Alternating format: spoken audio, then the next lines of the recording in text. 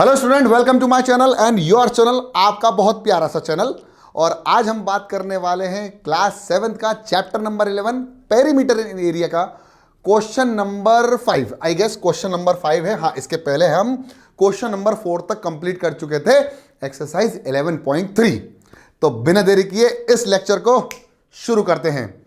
तो बेटा, आज का हमारा मेन गोल उद्देश्य होगा इस लेक्चर में, शॉर्ट लेक्चर में हम शॉर्ट टर्म गोल बना रहे हैं ताकि हम अपने बड़े गोल को अचीव कर सकें। बड़े गोल क्या है? अच्छे मार्क्स, अच्छी अंडरस्टैंडिंग, हमारी अच्छी पढ़ाई, ताकि हमारी आने वाली क्लासेस हमको प्रॉब्लमेटिक ना लगें। ठीक है ना? तो इस पूरे क्वेश्चन में जितनी भी बेसिक चीज़ें होंगी वो मैं आपको समझाता चलूंगा, आप उसकी चिंता मत करना। ठीक है? तो क्वेश्चन ध्यान से पढ़ो। फ्रॉम अ सर्कुलर शीट, एक सर्कुलर शीट है, सर्कुलर शीट बना लेता हूं मैं। बढ़िया, तो कैसी बनाऊं? चलो बना लेते हैं। सर्कुलर शीट भी तो है, कोई दिक्कत थोड़ी नहीं है। ये बनाई मैंने एक सर्कुलर शीट, और कलर वाला करूँ क्या? चलो ऐसे रहने दो, है ना, पूरा शीट है। ठीक है। अब उसने क्या बोला? उसने कहा कि भाई एक सर्कुलर शीट है जिसका रेडियस कितना है? 4 सेंटीमीटर। तो मैंने ले लिया 4 सेंटीमीटर के रेडियस वाला एक सर्कुलर शीट। बहुत बढ़िया। फिर उसने कहा एक सर्कल है जो रेडियस कितना है? 3 सेंटीमीटर का, इस शीट में से हटाना है। मतलब एक सर्कल लो और हटा दो यहां से, है ना। तो सर्कल ले लेते हैं छोटा वाला, 3 सेंटीमीटर तो छोटा ही है, तो थोड़ा सा ऐसा ले लेते हैं। हाँ, ये अब आया समझ में 3 का। तो ये होगा 3 सेंटीमीटर का एक ऐसा सर्कल जिसको मुझे रिमूव करना है। तो जब मैं इसको रिमूव कर लूंगा तो क्या बचेगा? वो यही पूछ रहा है शायद। हाँ, find the area remaining sheet, मतलब कितना एरिया बच गया है। Find the area of the remaining sheet. तो मैं रिमेनिंग शीट की बात करूं तो मेरे पास रिमेनिंग शीट बचेगी मेरे प्यारे बच्चों, ये है ना, जिसको मैं शेड कर रहा हूं ना, वो एरिया बच जाएगा मेरे पास रिमेनिंग।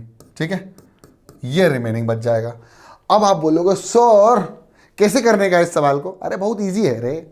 अब बड़ा वाला सर्कल में से छोटा वाला सर्कल माइनस कर दो। हटाया वही तो है, बड़े वाले में से छोटा माइनस कर दिया, तो क्या बचा? जो बचा है वही है the area of the remaining sheet.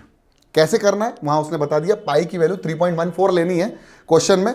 अगर वो क्वेश्चन में 22/7 लेता तो और मजा आता, क्योंकि क्वेश्चन बहुत इजीली हो जाता, लेकिन कोई बात नहीं, हम इससे भी सवाल को हल कर सकते हैं बहुत आसानी से। तो इस सवाल का पूरा सॉल्यूशन लेके आ गया हूं मैं, पुनीत सर, आपका प्यारा। चलो ठीक है, देखते चलो, तो सबसे पहले area of the bigger circle, sorry radius of the bigger circle. Radius, sir colour दूसरा ले लो, मजा नहीं आ रहा। ठीक है, रेडियस ऑफ बिगर सर्कल, जो हमारे पास सर्कुलर कर दो, सर्कुलर शीट, है ना, ज्यादा इजी है। इज इक्वल टू कितना हो जाएगा मेरे प्यारे बच्चों? 4 सेंटीमीटर। बहुत बढ़िया। अब वो कह रहा भैया इस सर्कुलर शीट में से 3 सेंटीमीटर रेडियस वाला सर्कल हटा दो। Radius of the circle should be removed. तो रिमूव्ड होने वाला कितना है? 3 सेंटीमीटर। तो अब बताएंगे हम, नाउ चलाएंगे, now area of the remaining portion, यानी area of the shaded region या area of the remaining sheet. Area of the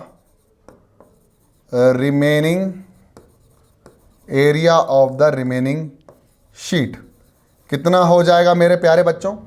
बड़े वाले सर्कल में से छोटे वाले सर्कल का एरिया माइनस कर दो, यानी बड़ा वाला सर्कल का एरिया कितना हो जाएगा? इसको R1 ले लो, है ना, इसको R2 ले लो।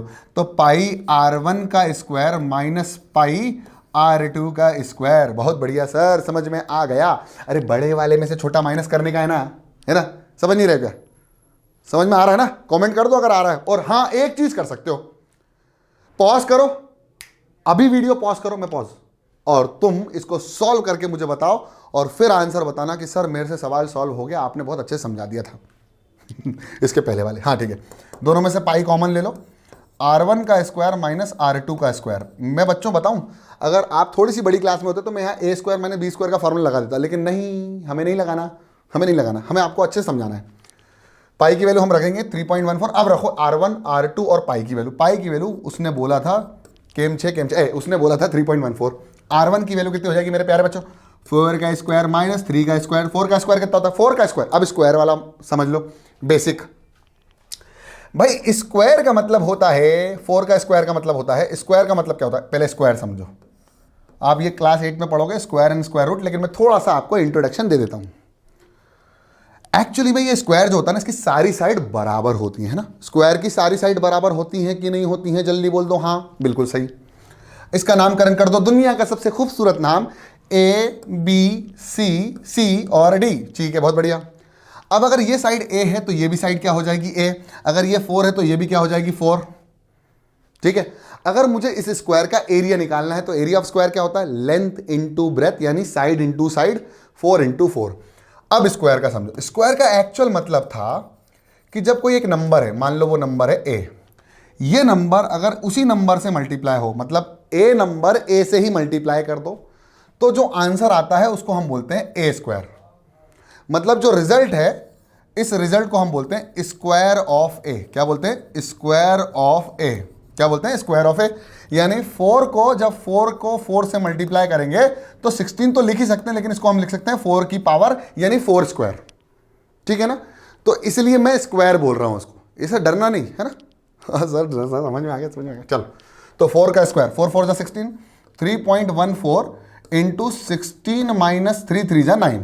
16 माइनस 9 कितना होता है, 7 होता है गेस। हाँ, तो 3.14 मल्टीप्लाइड बाई 7। ठीक है, 7 4 जा 28, कैरी ओवर 2, 7 1 जा 7 प्लस 2 9, 7 3 जा 21 आएगा 21, और 2 के बाद पॉइंट लगा दिया, तो मेरे प्यारे बच्चों आंसर आ जाएगा 21.98। अब मैं लिखने जा रहा हूं सेंटीमीटर स्क्वायर, क्योंकि हाँ सेंटीमीटर स्क्वायर एरिया की जो यूनिट होती है, कहीं लिख लो इसको, कहीं लिख लो सर, यूनिट ऑफ एरिया वो होती है या तो सेंटीमीटर स्क्वायर या मीटर स्क्वायर या किलोमीटर स्क्वायर या हेक्टेयर, जो भी है। ये स्क्वायर आता है, मीटर और सेंटीमीटर में स्क्वायर आता है, किलोमीटर स्क्वायर भी हो सकती है, कोई दिक्कत नहीं है, ऐसा डरना नहीं। सर क्या लिखने वाले थे हम। अब ये भी क्यों स्क्वायर होती है, इसका भी एक रीजन बताता हूँ, बेसिक बताता हूँ, इसके बाद लेक्चर एंड कर दूंगा, ज़्यादा बोर नहीं करूंगा। ठीक है, बोर कर रहा हूँ क्या? हाँ ठीक है, ठीक है, ठीक है सर। हाँ तो कैसे बताता हूँ।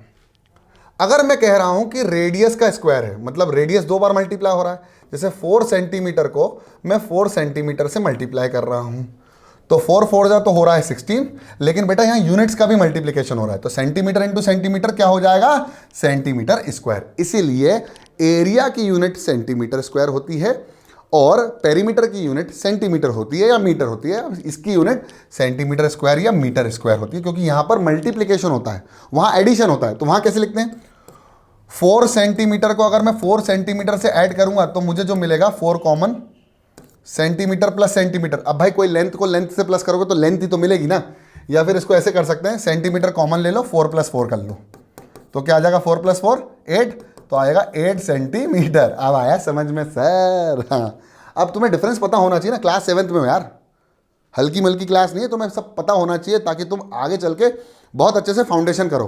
कुछ बच्चे पूछ रहे हैं सर ये क्या है, अरे भाई पुनीत सर की पाठशाला मेरा एक और चैनल है, वहाँ पर मैं 8th क्लास के बाद 12th तक के वीडियोस डालता हूँ। अभी तुम 7th में हो, 7th में यहीं रहो, मैं कहीं नहीं भेज रहा तुमको, तुम्हें वहाँ जब 8th में पहुँच जाओ, वहाँ पसंद आए तो वहाँ भी सब्सक्राइब कर लेना, कोई इशू नहीं है अपना। तो ये हो गया हमारा बहुत खूबसूरत सा लेक्चर। क्वेश्चन नंबर 5 मेरा उद्देश्य था आपको समझाना, मैंने समझा दिया होगा। आई होप आपको समझ में भी आ गया होगा, और समझ में आ गया तो पसंद आ गया, पसंद आ गया तो लाइक कर दो, चैनल में नहीं हो तो सब्सक्राइब कर दो, वो लाल वाला बटन है उसको दबा दो। मिलते हैं अगली क्लास में, तब तक के लिए पढ़ते रहो, खूब आगे बढ़ते रहो। जय हिंद।